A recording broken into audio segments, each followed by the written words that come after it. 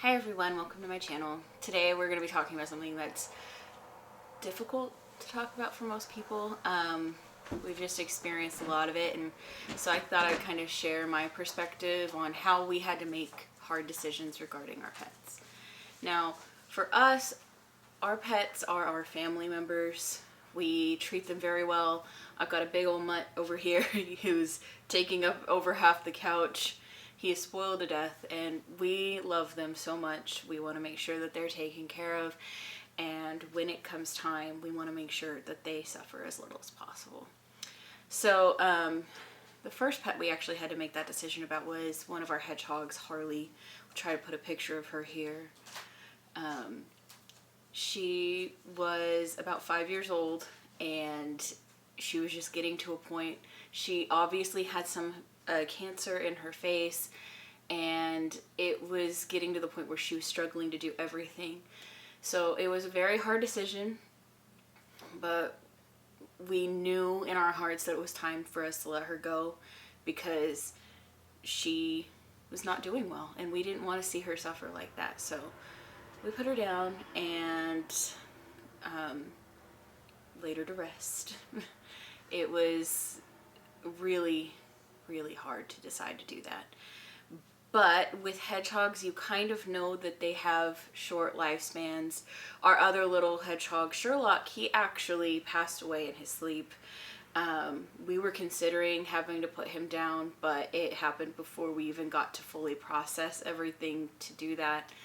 And in some ways, it's like, well, what if she could have lived longer? What if we were too soon? What if we jumped the gun, so to say?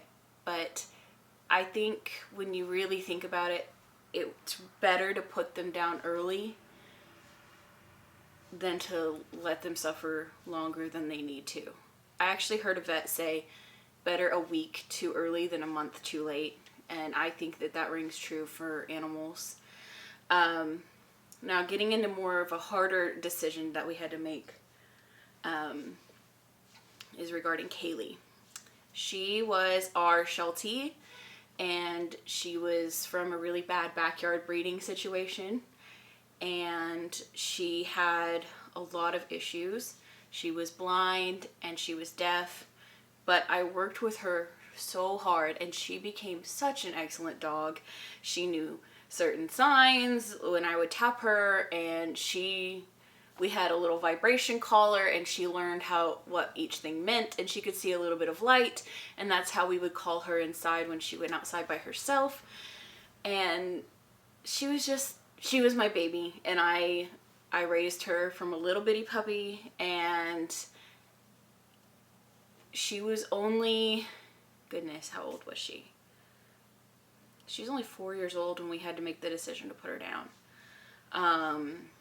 When she was about 3, some of our neighbors' dogs, before we moved out to the country, jumped the fence and attacked her. And from that moment on, she was very scared, and she became aggressive. Now, most of the time her aggression was towards our other dogs, and she never hurt them or anything like that. So we ended up having to just separate them when it came time to eat and such. And she spent a lot of time outside towards the end because she needed an outlet for her energy, and she felt more safe in her own space. But when I had my baby, this was before she was attacked, and she would lay there and she would let my baby kick her in the face, and she loved my daughter so much. When my daughter was about 3, she and Kaylee, it was starting to seem like we needed to find somewhere different for Kaylee to be. Like I said, she spent a lot of her time outside, and when she would come inside, she would have to be separated. And then one day she bit my daughter, and in that moment, I just knew. I knew we had to do something. I reached out to a behaviorist, I reached out to a vet, and I reached out to a rescue.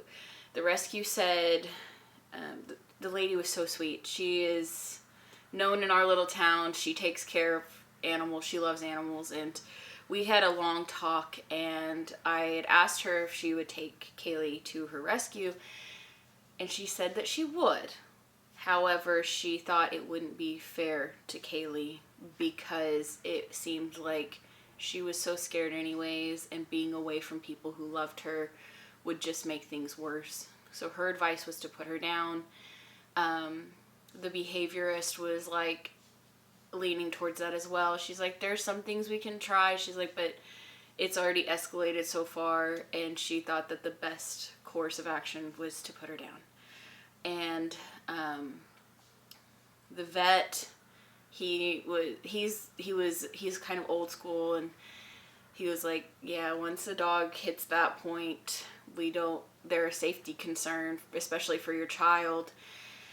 So we had a lot of opinions to go off of, and my husband and I just sat and we talked because Kaylee meant a lot to us. She was our first dog that we had, and I knew she was not having a good time. And I think realizing she wasn't really happy made it a little bit easier for us. But we also had Teddy, who was a little poodle, and my husband had him, well, his brother actually had him first. There's an older video of me introducing Teddy on my channel. But he was a little puppy, and he's about 12 years old, I want to say. And we were out of our house for a while because during the freeze of 2021, our house flooded. So we were in a hotel for a while, and our dog was placed elsewhere. And we didn't know everything that was going on, and they didn't know his typical behavior, so they didn't know that it was different. So when we got him back, it had been 3 months, and the day we got him back, I was like, oh, there is something going on with this poor puppy. And I took him to the vet that day that we got him back home, because I said, there's something wrong. And the doctor ran a bunch of tests and was like, yeah, he's severely diabetic, and I'm surprised his kidneys haven't shut down. So we got on top of it, and we tried everything we could, and we gave him his insulin every day, and we changed his diet, and he hated his new diet. That dog loved food, and every time he had to eat it, he was so sad. He hated it. He was miserable. He hated that we weren't giving him any table scraps anymore. He had been bad off for a while, so trying to get it under control, it was a huge thing. He had multiple seizures, and he ended up with having brain damage from one of his serious seizures, and he couldn't see anymore. And around the time that Kaylee bit my daughter, we had already been discussing, like, is it time for Teddy to go? Like, we could not figure it out because it was such a hard decision. He was such a happy little dog. What I tell you, like, even when we went to the vet's office to put him down, he was still, like, really happy and wagging his tail, and he was just such a happy dog. So it was such a devastating decision to make, and it was very hard. But when we talked to everyone about Kaylee, and Teddy was like her one comfort. We had Atlas, who's our bigger dog. I will have a video about him later. But Teddy was her best friend, and they were each other's, like, comforter. And so it was suggested that we take them together, and that's what we did. And losing one pet is hard. Losing two together at the same time is even, oh my goodness, it's been 2 years, and I'm still so, like, I can't, sometimes I think about them before I go to sleep and I cry, and I miss them. Like, they took part of my heart with them when they left, because they were my babies. Even though they were a part of me. And it was very, very hard to make a decision to end their suffering. But I am glad they went together because they were able to keep each other calm at the vet before everything happened. And it was really difficult, but it's just such a hard thing to know when is that time. And I think what Kaylee and Teddy both taught me is it's better to make sure that their suffering is ended earlier than being selfish and wanting them to live longer.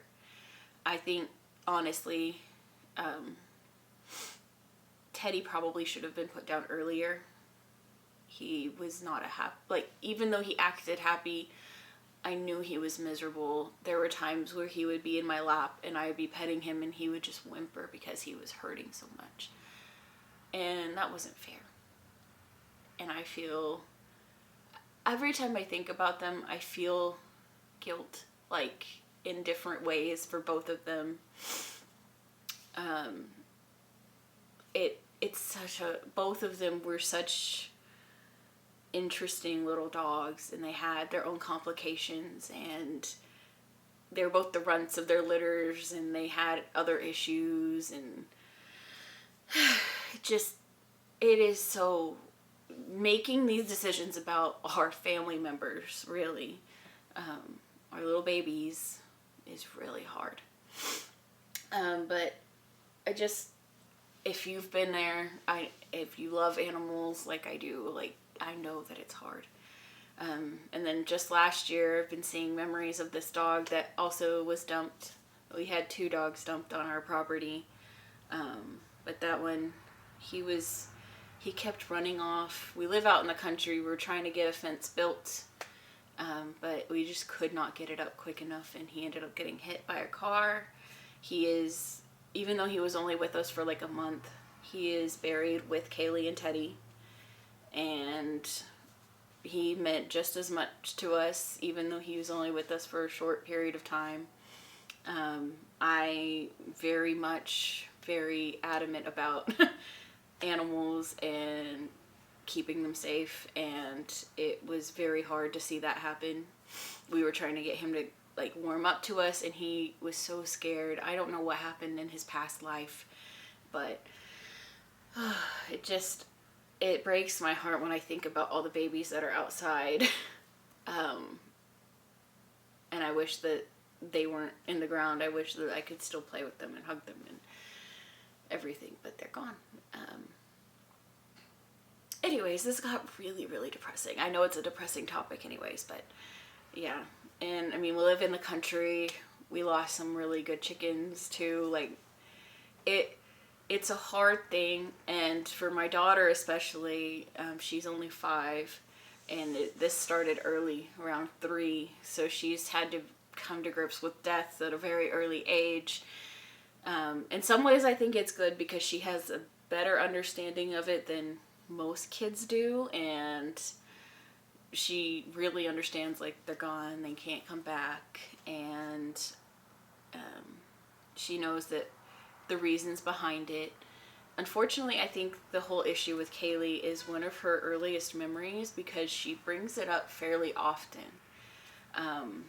But that's something we're going to have to just work through with her. Maybe therapy in the future. I'm not sure, but that'll be a bridge we cross to later on. But it's such a complicated thing. But I hope that if you're looking for advice about when to be able to put your pet down, I hope that you aren't hard on yourself and you realize that even it's such a hard decision to make, but you don't want them to suffer any longer than they have to. Anyways, guys, I think I'm going to end everything here. This has been pretty brutal for me to relive and recount, but I hope it helps someone, and I will see you guys next time.